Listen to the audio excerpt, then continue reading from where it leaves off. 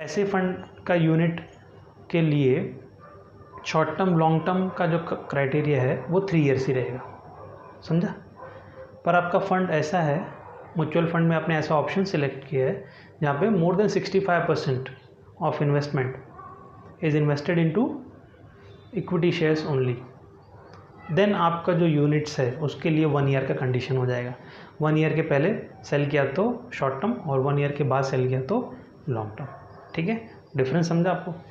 क्योंकि ऐसा कोई ज़रूरी नहीं है ना कि हर पर्सन म्यूचुअल फंड में इन्वेस्ट करेगा तो वो इक्विटी शेयर वाला ऑप्शन ही सिलेक्ट करे, क्योंकि उसमें बहुत सारे ऑप्शंस होते हैं। आप fixed interest income securities, government securities का ऑप्शन भी आप सिलेक्ट कर सकते हो, जहाँ पे रिस्क कम होता है और इंटरेस्ट और इनकम भी कम होती है। इक्विटी शेयर्स वाले ऑप्शन में रिस्क ज़्यादा होता है और इनकम अर्निंग अपॉर्चुनिटी भी ज़्यादा होती है। ठीक है, सो इक्विटी शेयर वाला अगर है मोर देन 65%, आप उसके आगे ब्रैकेट में लिख सकते हो इक्विटी ओरिएंटेड फंड के आगे आप लिख देना more than 65% is invested in equity shares. तो ऐसे फंड को हम लोग क्या बोलते हैं, equity oriented fund. Then third है ज़ीरो कूपन बॉन्ड। तो ज़ीरो कूपन बॉन्ड में आपने इन्वेस्ट किया है तो उसको 1 ईयर के अंदर सेल करोगे, ट्रांसफ़र करोगे तो शॉर्ट टर्म, 1 ईयर के बाद ट्रांसफ़र करोगे तो long term. Now what is zero coupon bond, ये सब आपको सेबी जो सब्जेक्ट है उसमें डिटेल में मिल जाएगा। थोड़ा बहुत आपको कंपनी लॉ में भी मिल जाएगा ज़ीरो कूपन बॉन्ड क्या होता है। वैसे तो पढ़ने की भी ज़रूरत नहीं, नाम ही क्या है, ज़ीरो कूपन बॉन्ड। ज़ीरो तो पता ही क्या होता है, कूपन मीन्स इंटरेस्ट। तो ये वो बॉन्ड है जहाँ पे आपको कोई इंटरेस्ट नहीं मिलता है। तो फ़ायदा क्या होता है, फ़ायदा ये होता है कि ये आपको रिड्यूस्ड डिस्काउंटेड प्राइस पे आप इसको परचेज़ कर सकते हैं, और जब इसका एप्रिसिएशन होगा तब वो हाई प्राइस पे आप इसको सेल करके गेन अर्न कर सकते हो। ठीक है, इसलिए हम लोग इसको क्या बोलते हैं, ज़ीरो कूपन बॉन्ड, मतलब इस पे बॉन्ड पे कोई इंटरेस्ट नहीं मिलता है। तो ये 3 एसेट्स हैं जिनके लिए शॉर्ट टर्म लॉन्ग टर्म का कंडीशन 1 ईयर का है, 3 ईयर्स का नहीं। Then note number 2, in case of following assets, the capital gain shall be long term if such assets are transferred after 2 years. So 2 साल वाले कौन से एसेट हैं, अनलिस्टेड शेयर्स जो स्टॉक एक्सचेंज में लिस्टेड नहीं है, उनके लिए 2 ईयर्स। 2 ईयर्स के पहले सेल किया तो शॉर्ट टर्म, 2 ईयर्स के बाद ट्रांसफ़र किया तो long term. And immovable property, very very very important, not only from exam point of view but for your practical life also. We all buy immovable property, land, building sometimes during our life. So ये बहुत important point है आपके लिए। आपने relatives को भी बता सकते हो कि 2 साल के अंदर अगर आपने लैंड बिल्डिंग सेल कर दिया तो शॉर्ट टर्म कैपिटल गेन लगेगा, और 2 साल के बाद सेल किया तो लॉन्ग टर्म लगेगा। पहले ये 3 ईयर्स में ही आता था। सो कोई भी लैंड या बिल्डिंग अगर 3 ईयर्स के पहले सेल करते तो शॉर्ट टर्म था, 3 ईयर्स के बाद लॉन्ग टर्म होता था। बट अभी रिसेंटली इसको चेंज करके कितना कर दिया है, 2 ईयर्स। तो अब आप कोई भी लैंड बिल्डिंग 2 ईयर्स के बाद ही ट्रांसफ़र करोगे तो लॉन्ग टर्म हो जाएगा, और 2 ईयर्स के पहले ट्रांसफ़र करेंगे तो शॉर्ट टर्म हो जाएगा। ठीक है, क्योंकि आजकल रेट बहुत जल्दी जल्दी बढ़ रहे हैं तो इसलिए 3 ईयर्स की जगह 2 ईयर्स कर दिया है। तो इमूवेबल प्रॉपर्टी के आगे आप लिख सकते हो लैंड और बिल्डिंग और बोथ। ठीक है, आगे क्या लिख देना उसके, इमूवेबल प्रॉपर्टी में क्या क्या आएगा, लैंड और बिल्डिंग और बोथ। सो 2 ईयर्स का कंडीशन किसके लिए, अनलिस्टेड शेयर्स के लिए है, और लैंड बिल्डिंग या दोनों के लिए। तो इन सब के लिए 2 ईयर्स है। सो बाकी जितने भी एसेट्स हैं, मतलब जो नोट 1 के 3 एसेट्स और नोट 2 के 2 एसेट्स, तो टोटल 5 एसेट्स हैं जो एक्सेप्शंस में आते हैं। बाकी छोड़ के, इन 5 एसेट्स को छोड़ के बाकी जो भी एसेट्स हैं उनके लिए ये क्राइटेरिया है, 3 ईयर्स के पहले सेल किया या ट्रांसफ़र किया तो शॉर्ट टर्म, और 3 ईयर्स के बाद ट्रांसफ़र किया तो लॉन्ग टर्म। ठीक है, तो ये खाली ये 5 एक्सेप्शंस जो हैं ये याद रखना, नोट 1 के 3 एक्सेप्शंस और नोट 2 के 2 एक्सेप्शंस, और बाकी सबके लिए 3 ईयर्स वाला कंडीशन तो आराम से याद रहेगा आपको। देन नेक्स्ट पॉइंट है कंप्यूटेशन ऑफ कैपिटल गेन। तो मेन पॉइंट तो ये है कि कैपिटल गेन कैलकुलेट कैसे करेंगे।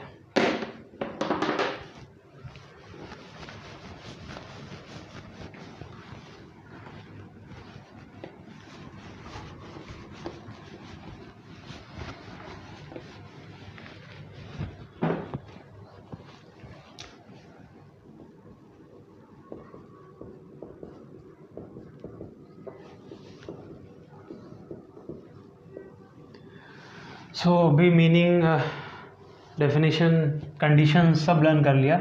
अब मेन क्या लर्न करना है चैप्टर में, how to calculate capital gain. ठीक है, सो अभी तक क्या लर्न किया आपने, for capital gain you must have what, capital asset. Okay, and what is the meaning of capital asset, बोलो बोलो बोलो फटाफट बोलो, what is the meaning of capital asset. It means any kind of asset except misses GS. तो कैपिटल एसेट में क्या आता है, any kind except misses GS. सो मिसेस जीएस नहीं आता यह है, तो ये कैपिटल एसेट है। फिर कैपिटल एसेट के बाद क्या होना चाहिए, there must be transfer of such capital asset. So what is the meaning of transfer, circuit. Okay, then you get capital gain. Correct, यहाँ तक हमने लर्न किया है कि there must be capital asset, there must be transfer, and then you get the capital gain, and that capital gain can be, बोलो अभी भी learn किया हमने, that capital gain can be either short term capital gain और long term capital gain. Correct, तो यहाँ तक हमने लर्न किया है। Now how to calculate this short term and long term, तो बहुत ही सिंपल है। कैपिटल गेन कैसे आता है, कोई भी एसेट को ट्रांसफ़र करके। अब नॉर्मल लाइफ में हम लोग को पता है कि कोई भी चीज़ हम लोग सेल करते हो तो आपको प्रॉफिट होता है या तो लॉस होता है।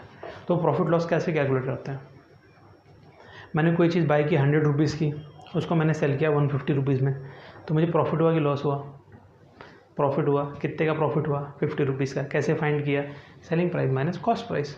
तो वही सेम चीज़ यहाँ पे भी है, थोड़ा लैंग्वेज और वर्ड्स को ट्विस्ट कर दिया है, बाकी कुछ नहीं है। तो सेलिंग प्राइस को हम यहाँ पे क्या बोलते हैं, फुल वैल्यू ऑफ कंसिडरेशन। ये आपके नोट्स में डिटेल में दिया हुआ है, तो मैं अभी खाली शॉर्टकट लिख रहा हूँ, तो नोट्स अपने सामने रख देना। सो सेलिंग प्राइस क्या बोलते हैं, full value of consideration. Because आपको पता है कि ट्रांसफ़र कैपिटल गेन में सिर्फ सेल के थ्रू नहीं होता है, इतने सारे वेज हैं ट्रांसफ़र करने के लिए, सर्किट। तो कोई भी वे से आप ट्रांसफ़र कर सकते हो। तो उस केस में आपको फुल वैल्यू ऑफ कंसिडरेशन मिलेगा। Consideration means price, consideration means price which you get in return after transferring the asset. तो उसको हम लोग क्या बोलते हैं, कंसिडरेशन। अगर नहीं पता होगा तो बता देता हूँ। और ये क्या मिलेगा, full value of consideration. Full value of consideration मतलब पूरा का पूरा कंसिडरेशन। अब ये क्या है, ये ऐसा है कि जैसे सपोज मैंने लैंड सेल किया 10 लाख में, तो ये हो गया फुल वैल्यू ऑफ कंसिडरेशन। हाँ, बट वो लैंड मैंने ब्रोकर के थ्रू सेल किया, जिसको मैंने ब्रोकरेज दिया 1 लाख। समझे कि नहीं समझे, तो मेरे जेब में आया कितना, 9 लाख ही आया ना, बट लैंड की से फुल वैल्यू ऑफ कंसिडरेशन कितनी हुई, 10 लाख। उसमें से 1 लाख मैंने ब्रोकर को ब्रोकरेज दिया, तो वो माइनस करके मेरे हाथ में नेट अमाउंट कितना आया, 9 लाख। तो वही चीज़ यहाँ पे भी है, फुल वैल्यू ऑफ कंसिडरेशन पहले लिखना है, माइनस क्या करना है, ट्रांसफ़र एक्सपेंस। तो ट्रांसफ़र एक्सपेंस मीन्स आपके कैपिटल एसेट के ट्रांसफ़र से रिलेटेड कोई भी एक्सपेंस, जैसे ब्रोकरेज कमीशन आपने पे किया है तो माइनस करना है। फिर क्या बचेगा, वही जो मैंने आपको बोला, नेट कंसिडरेशन। ठीक है, तो ये पूरा अभी सेल का पार्ट हो गया। ये फुल सेलिंग प्राइस ऐसे याद रखना, माइनस ब्रोकरेज कमीशन, आपको मिलेगा नेट सेलिंग प्राइस। ठीक है, उसके बाद क्या माइनस करना है, कॉस्ट। तो cost of acquisition of any asset minus cost of improvement. तो कोई भी बिल्डिंग सपोज आपने बाई किया, फ्लैट बाई किया 50 लाख में, तो कॉस्ट ऑफ एक्विजिशन में आ जाएगा 50 लाख। बट आपने फ्लैट बाई किया, उसमें आपने 5 लाख रिनोवेशन पे भी खर्चा किया, तो आपके फ्लैट की वैल्यू बढ़ गई कि नहीं बढ़ गई। तो रिनोवेशन वगैरह को हम लोग क्या बोलते हैं, कॉस्ट ऑफ इम्प्रूवमेंट। तो improvement is basically what, renovation और addition which you do in your house और any kind of a movable property और any kind of capital asset. तो इम्प्रूवमेंट बेसिकली क्या है, आपका रिनोवेशन वगैरह है। ठीक है, तो ये कॉस्ट माइनस करना है, कुछ रिनोवेशन वगैरह किया वो भी माइनस करना है, फिर आपको क्या मिलेगा, gross short term capital gain. Okay, इसके बाद जैसे कि हर चैप्टर में अभी तक आपने देखा है, income from salary, income from house property, income from other sources, हर एक चैप्टर में डिडक्शंस होता है। करेक्ट, तो वैसे इस चैप्टर में भी डिडक्शंस दिए हुए हैं, एग्जम्पशंस माइनस एग्जम्पशंस। फिर आपको मिलेगा net short term capital gain. Okay.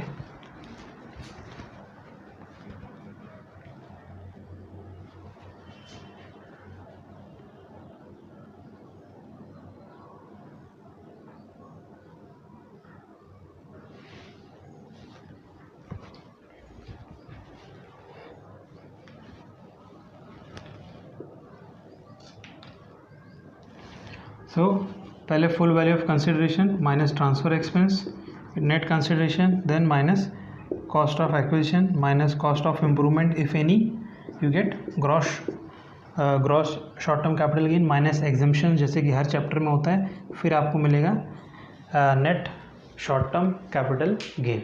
ठीक है.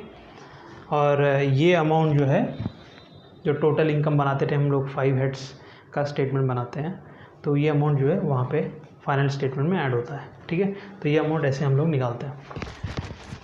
तो ये हो गया बेसिकली आपका सेलिंग प्राइस, ये हो गया आपका कॉस्ट. तो आपको मिलेगा गेन, और वो गेन में गवर्नमेंट ने आपको कुछ एग्जम्पशंस भी दिए हैं. ये बहुत इंपॉर्टेंट पार्ट है एग्जम्पशन वाला. फिर आपको मिलेगा नेट गेन. सिंपल ऐसे याद रखना. ठीक है. अभी जैसे मैंने आपको बताया था कि मिसेस जीएस, तो मिसेस जीएस में जो आता है वो तो वैसे भी कैपिटल गेन में एग्जेम्प्ट है, क्योंकि वो कैपिटल एसेट की मीनिंग में नहीं आते.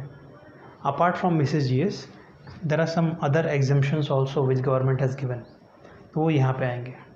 ठीक है. तो ये तो short term capital gain calculate करने का फॉर्मूला हो गया.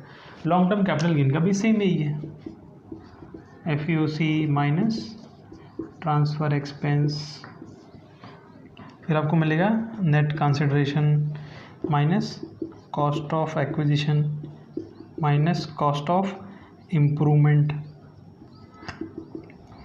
Then you get gross long term capital gain, फिर वही है same minus exemptions, then you get net long term capital gain.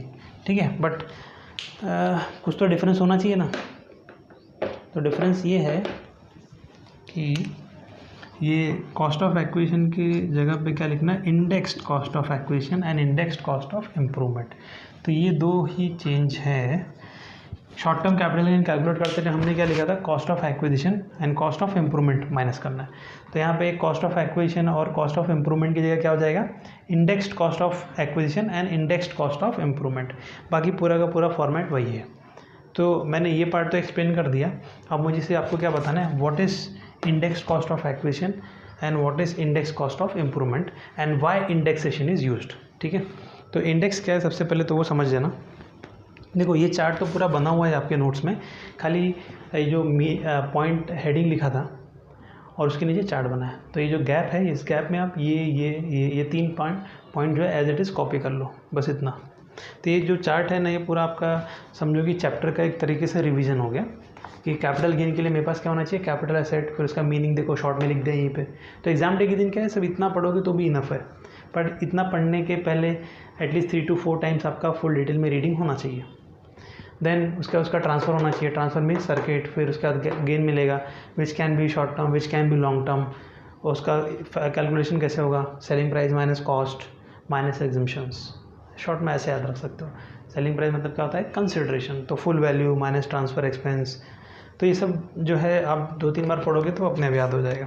मुझे अभी आपको क्या बताना है, व्हाट इज़ इंडेक्सेशन. यहाँ पे हमने इंडेक्स क्यों यूज़ किया. सो इंडेक्स बेसिकली इसको हम लोग बोलते हैं इन्फ्लेशन कॉस्ट इंडेक्स.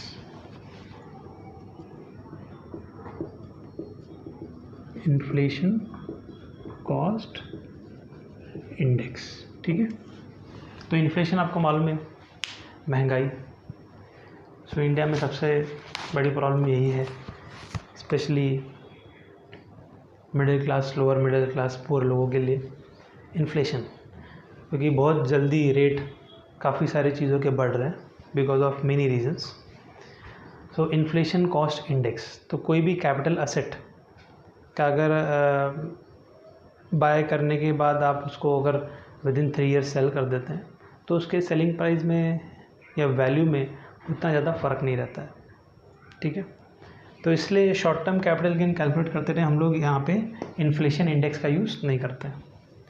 बट कोई एसेट अगर आप ट्रांसफ़र करेंगे आफ्टर 3 ईयर्स, मतलब 4 ईयर्स, 5 ईयर्स, 10 ईयर्स के बाद, तो ऑब्वियसली उसके प्राइस काफ़ी इंक्रीज़ हो गए होंगे तब तक.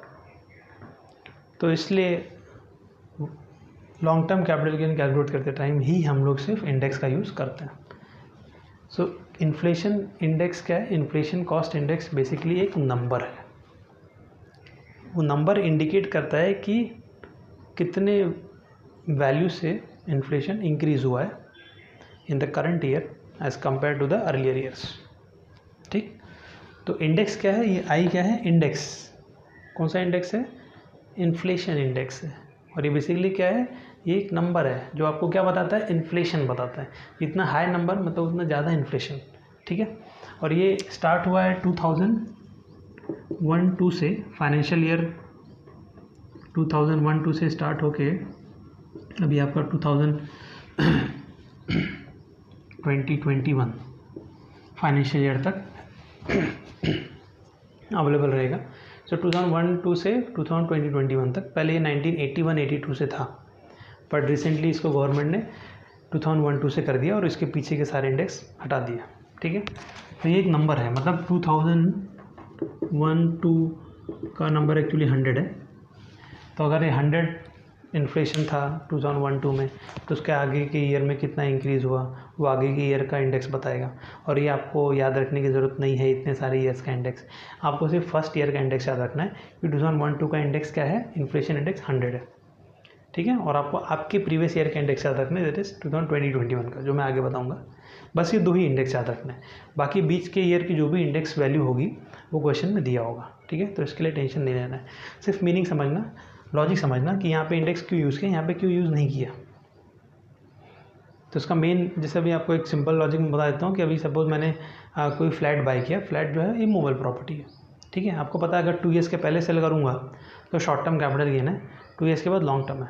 तो मैंने फ्लैट आज बाई किया और उसको 2 ईयर्स के पहले मतलब सब 1-1.5 साल के बाद बेच दिया, तो आपको लगता है कि 1-1.5 साल में कुछ फ्लैट की वैल्यू बढ़ जाएगी बहुत ज़्यादा. मैंने अगर 50 लाख का बाई किया था तो ऑब्वियसली बिकेगा भी वही 50 लाख या 52-53 लाख ज़्यादा से ज़्यादा. इतना ज़्यादा इंक्रीमेंट तो नहीं होने वाला है वैल्यू में, या 55 लाख मैक्सिमम होगा.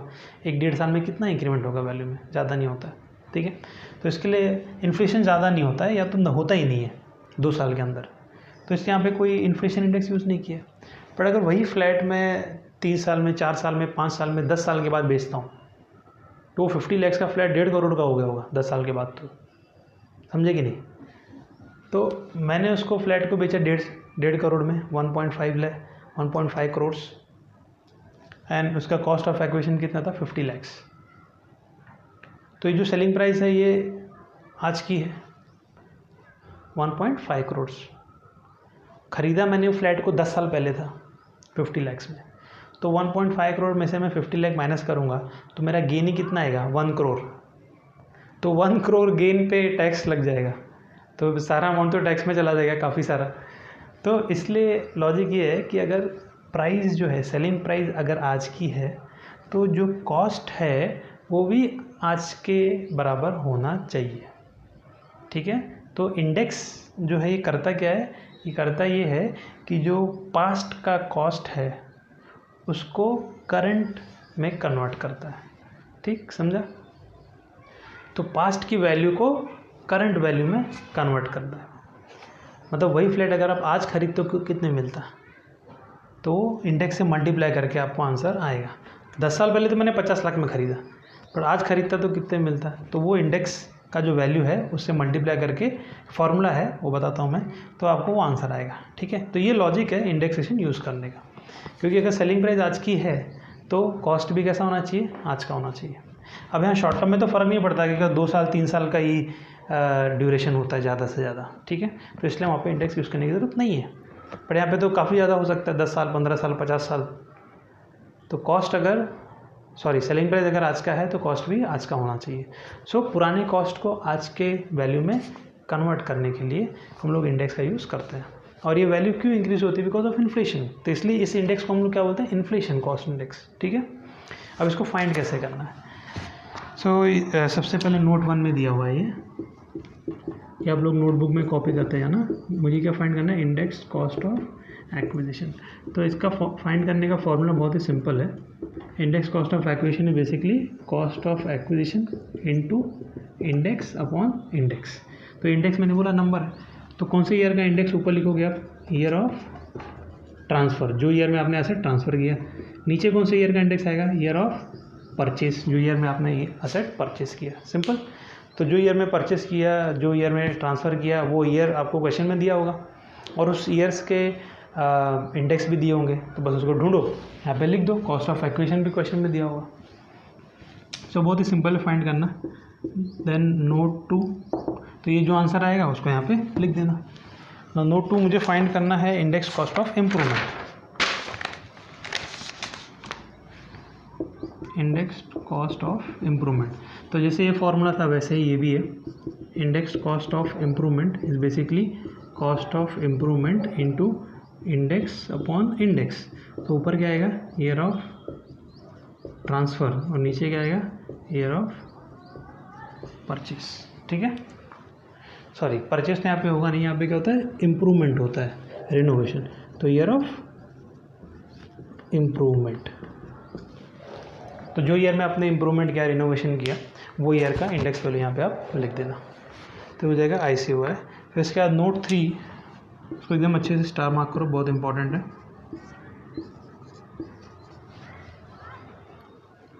जैसे मैंने आपको पहले बता दिया कि जो इंडेक्स की वैल्यू है वो 2001-2 से स्टार्ट हो रहा है।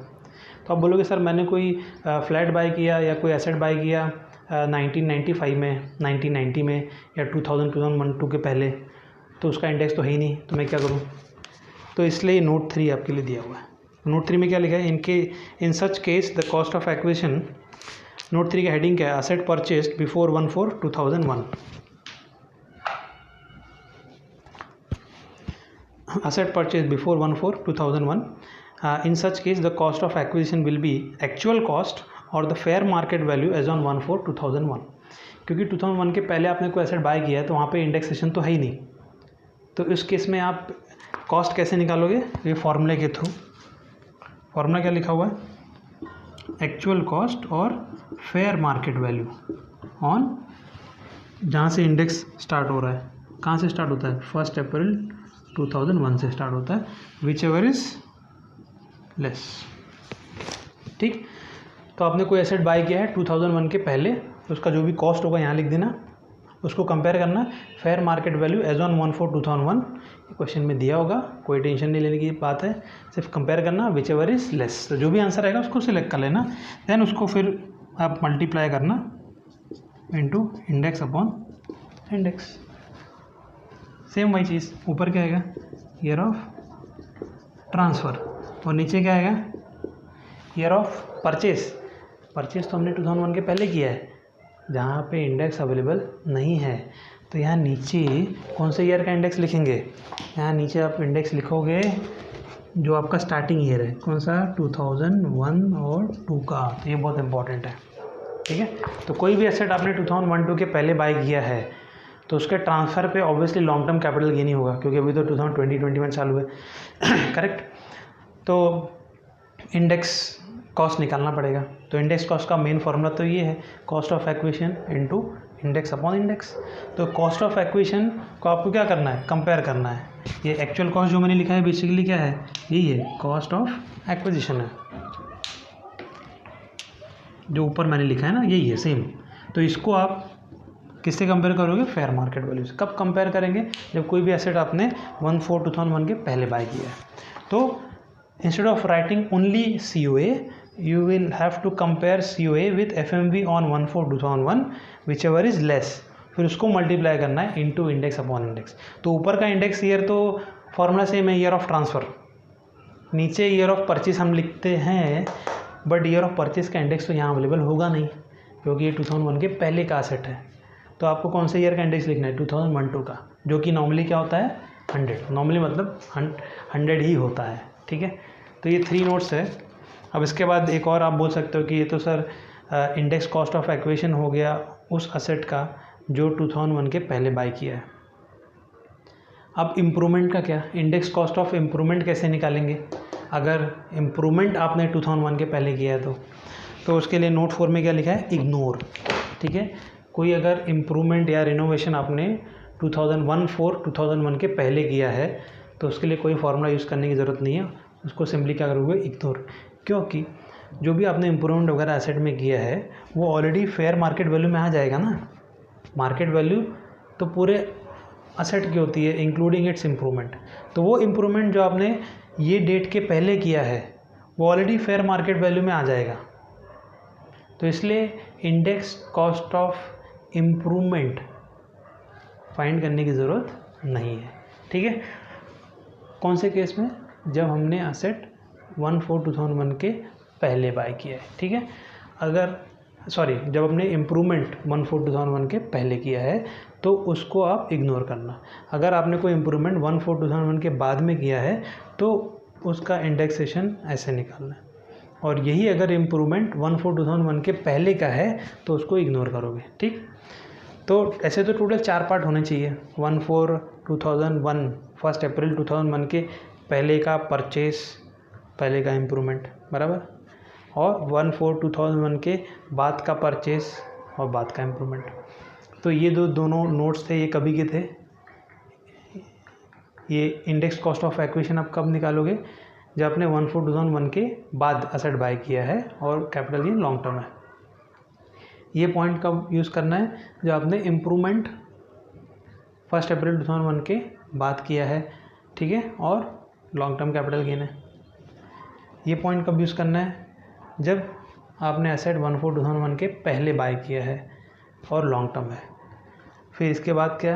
अगर आपने इम्प्रूवमेंट 1/4/2001 के पहले किया है और लॉन्ग टर्म कैपिटल गेन है तो उसको इग्नोर करना है, क्योंकि वो ऑलरेडी यहाँ पे आ गया। ठीक है, तो यहाँ तक जो पॉइंट्स अभी तक डिस्कस किए हैं ये एक्चुअली बेसिक कंसेप्ट है कैपिटल गेन चैप्टर के। अगर आपको ये 3 पेजेस आपने अच्छे से एकदम माइंड में फिट कर लिए तो बस कैपिटल गेन समझो यहीं पे ख़त्म हो गया।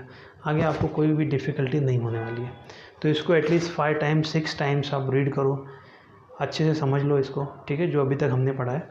इसके बाद हम लोग फिर क्वेश्चन स्टार्ट करेंगे, वो सर्किट वाले क्वेश्चन जो मैंने बनाए थे। ठीक है, तो वहाँ पे माइंड का शॉर्ट सर्किट नहीं होगा, बहुत ही सिंपल है। तो पहले यहाँ तक आप समझ लो, वीडियो पॉज करके आप ये नोट 1 2 3 जो है नोट्स में स्पेस दिया हुआ है वहाँ पे आप कॉपी कर सकते हैं। Okay, till then take care.